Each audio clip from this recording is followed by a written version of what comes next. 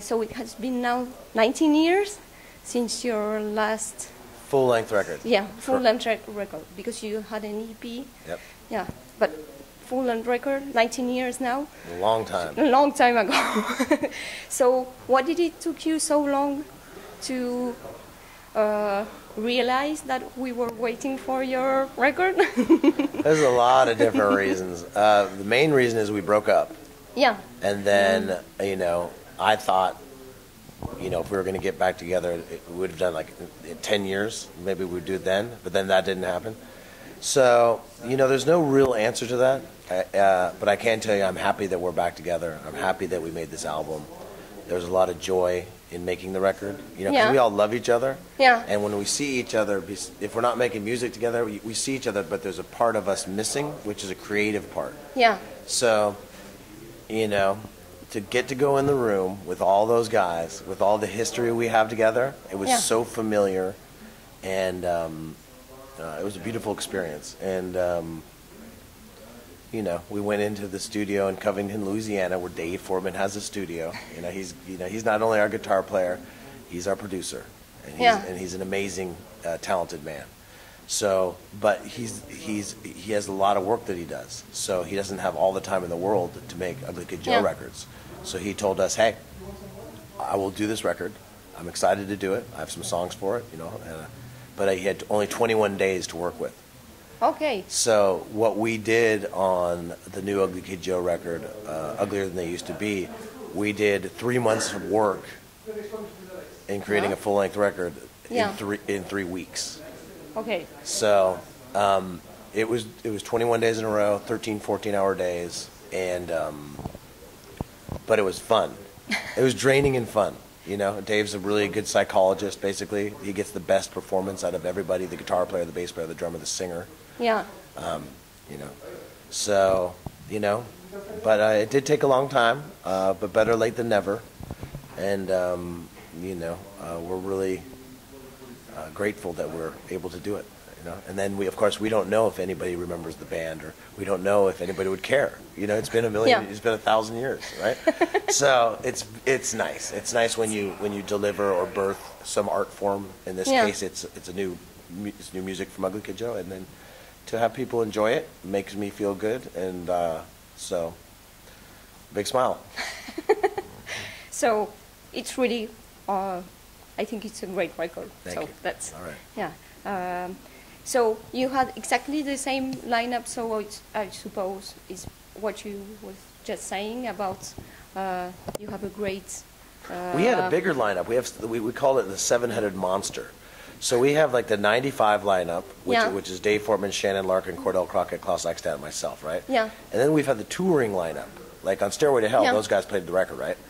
But the touring lineup included Sonny Mayo on guitar and Zach Morris on drums. Yeah. And those guys put their work in, and they're great musicians.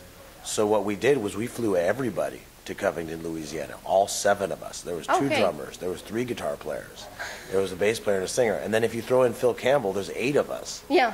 So if you look at the like the artwork of the album or the vinyl, there's 8 men listed as full band members. Yeah. So you know, I like that. Yeah. Yep. Okay, I understand. And well, just it was because you told me it was 3 weeks to make 21 days. To make that record. It was you were all together writing the album, or yes.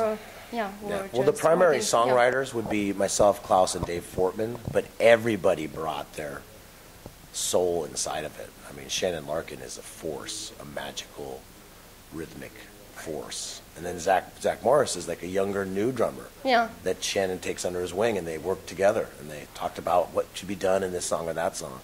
So everyone brought their musicality to the process, and it was for sure it's a team effort, 100%. Yeah, that's good. So, well, you have already told me about that. We had a question about how Phil Campbell get involved in your album. Well, I know Phil Campbell, and he's a funny man and a great guitar player, and I have a great affinity for Motorhead and a lot of history with Motorhead.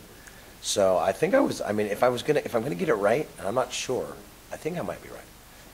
I think I was just talking to Phil, so every now and then I'll put my backpack on and I'll go on the Motorhead bus and just wherever they're going, I'm going. I'm not touring with them. I'm just their little rock friend, right? And I have fun doing that. And every now and then they let me come sing songs with them, and they kind of adopt me. And what better band to adopt me? So, but I think I was talking to Phil about a new Ugly Kid Joe record, and I think he was just like, if you do that, I want to play on it. And funny enough, he's making a solo record that he wants me to sing on too, as well. A couple songs on his solo thing. So, once again, there's a community of musicians. Everybody that's still standing, that's still here, is kind of on the same page. And with the formula of music now, meaning the fact that the labels are no more, you can kind of do whatever you want to do. It's not that big a deal. No, you're not. I don't feel like my hands are tied in any way.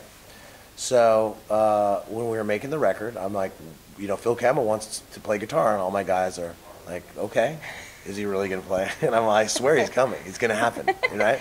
And then funny enough, he called while we were in Louisiana, and I talked to him for a bit, and I said, hey, do you want to play on the record? He said, of course, I'd love to do that. And I'm all Ace of Spades.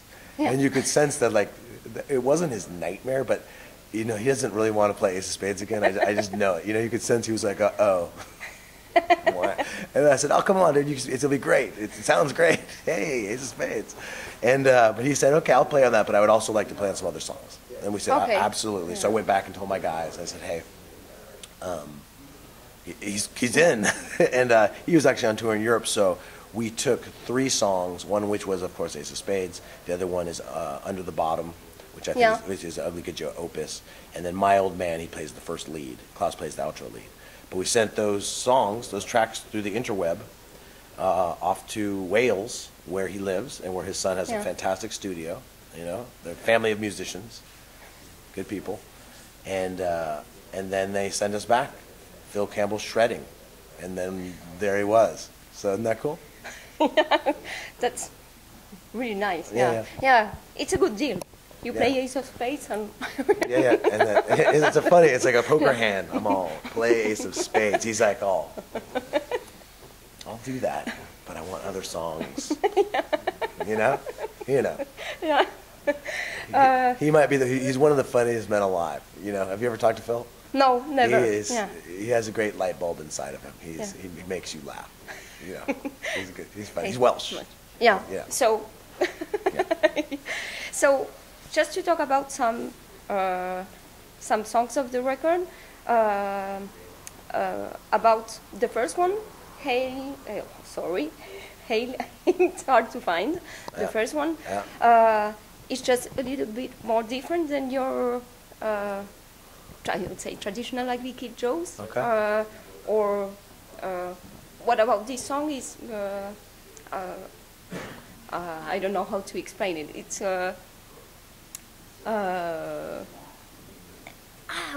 maybe I would say it's a little bit different than the other songs. Okay.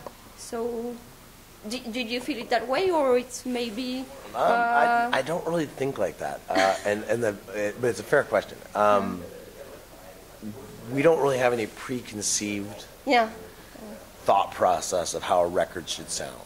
We don't. Okay. We're not thinking of like it should be heavy or it should be funky or whatever. We're not. We don't historically think like that. Yeah. We just kind of go into the room, and everybody has ideas, and we put a bunch of ideas out there, and then some of the ideas make it.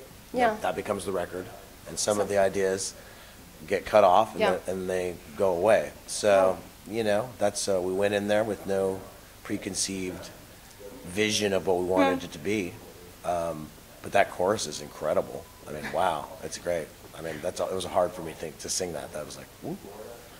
Yeah, it's quite different. It's musical. In the singing also. It was tough. I was like, holy fucking shit, this is tough. Another one that sounds maybe different, My Old Man also. I wrote that song about my dad. Yeah. I was listening to the lyrics before. So So it's quite personal. It's very personal and hopeful. So, for instance, the verse lyrics are the most blues lyrics I've ever written. And of course, my dad left when I was very young. Yeah. And I'm cool with that. It's I never really saw him again. He disappeared into the ether of his life, right? So he's almost like a ghost to me. But I'm not mad at him. I'm not angry or hurt or anything like that. I let go of that a long time ago. But a couple of years back, he was on his deathbed. And he was living in Oregon. So my sister and I went to go be next to him as he was about to leave the earth. And we went there a couple different times. And then when he finally passed, we weren't there. And I was like, wow, that's so heavy. My dad just died. And so I started thinking about writing a song. So, my daddy was dying a slow death. He was dying a very slow death, and I couldn't be there for the man's last breath. Yeah. And that's some heavy lyrical content, but it's very real. And then I didn't have a chorus, but Klaus came up with that chorus, which is to give him a send-off, to be positive and say, hey, anything that went wrong while we were here, it's okay. Yeah. It's okay. Go wherever you go, wherever that is. I'll see you I'll see you some other day. So yeah, that's a heavy song. Yeah, it's a very nice one. So for the last two questions, let's talk about touring. Yeah. Because you have been in London, sold out. Concert in London. Two sold out concerts. So, what about that tour? That was total success. Yeah. Yeah. But we didn't know that before we went. Like, it could have sucked, right? Yeah. But it didn't. It was interesting in a lot of different ways. We had a really nice tour bus, and we had a great family on the tour bus. That includes the tour manager, the sound guy, the merch guy, the guitar tech, the drum tech, everybody on there, and even the Richards Crane Band, which of course I brought Lee Richards and this other guitar player from Australia, Tim McMillan. Yeah. So we were all on this musical pirate ship. Yeah. Driving around, right? And so, the most ambitious thing that I've done in quite some time is to open up for Ugly Kid Joe with an acoustic band. I was like, because I want to build that band too. Yeah. And we went out there, and I've never sung acoustic before, so it's weird for me, like sitting on a stool and singing. I'm like, what the fuck, right? But right. But we got it together, and it's working out. And that tour was a total success, a lot of sold-out shows, and a good buzz on the band, on both bands, Richards Crane and, of course, Ugly Kid Joe. And now the eye on the prize is to get a big festival run, and then on the days off, take Richards Crane and do acoustic shows, but then also bring members from Ugly Kid Joe at the end of the Richards Crane set and become Ugly Kid Joe and play like maybe an hour and 10 minutes and work and be creative and be musical. That's the quest. Yeah. Nice one. Yeah. Are you in your plans to tour on Europe for? Absolutely. Absolutely, we're waiting for you. So. Oh yeah, we're waiting too. All that's we're like, come on down. So we absolutely want to come back and do a nice festival run. We want to play stuff. I guess Hellfest would be a good gig for us. So we're thinking about figuring that out. And then, of course, it's been many years since this band played Paris. Yeah. So we want to come play Paris. Yeah. For sure. Okay, great. I will be there. Yeah. Please do. Nice. So, thank you very much Is this for Alter Bridge? Yeah. Ah. Did you know that Miles Kennedy sings on the Another Animal record? On the sorry? There's another. Sorry, wrong band. On Richards Crane, our record, Miles sings on a song with us called Black and White. Yeah. I have seen it. Yeah, And I have seen the video with. That guy is a super talent. Just, Yeah. I think He's amazing. Great guitar player. Yeah. Fantastic vocalist. Yeah. A very nice human being. It looks like he's very nice. Yeah. He's a nice guy. Yeah. Hey, this is Whit Crane from Ugly Kid Joe, and you're watching United Rock Nations. UKJ has a brand new album out, Uglier Than They Used to Be. We're coming to get you, France. Here it comes.